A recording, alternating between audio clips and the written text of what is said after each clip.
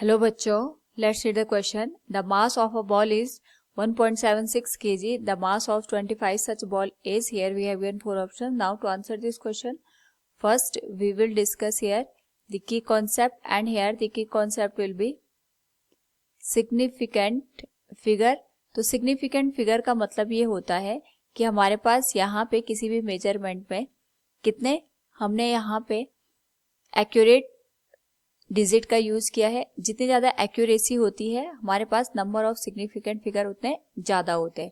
Now according to the question हमारे पास यहाँ पे एक बॉल है जिसका जो मास दे रखा है ये 1.76 kg के बराबर दे रखा है. अगर हम इसमें काउंट करें तो टोटल 3 सिग्निफिकेंट फिगर है. हमारे पास यहाँ पे जो नंबर ऑफ बॉल्स दे रखी है वो 25 है. क्योंकि यहाँ पे हमने डेसिमल के बाद 0 का यूज नहीं किया है, तो अगर हम इसमें सिग्निफिकेंट फिगर देखें, इसमें हमारे पास यहाँ पे इनफाइनाइट सिग्निफिकेंट फिगर है. क्योंकि हमने यहाँ पे ना तो डेसिमल का यूज किया है ना ही इसके बाद हमने यहाँ पे 0 का यूज किया, जिससे कि हमें यहाँ पे पर्टिकुलर सिग्निफिकेंट फिगर का नंबर पता चले. तो इसमें इनफाइनाइट हमारे पास सिग्निफिकेंट फिगर है.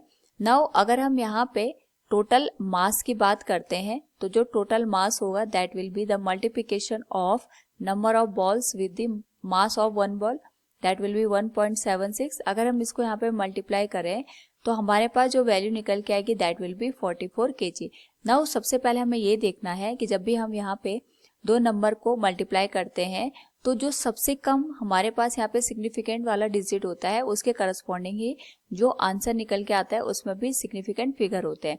यानी अगर हम यहाँ पे 44 लिख रहे हैं तो इसमें हमारे पास यहाँ पे जो नंबर ऑफ सिग्निफिकेंट फिगर होने चाहिए वो 3 होने चाहिए. क्योंकि अगर हम देखें 25 में इनफाइनाइट सिग्निफिकेंट फिगर है एंड 1.76 में 3 ही सिग्निफिकेंट फिगर है.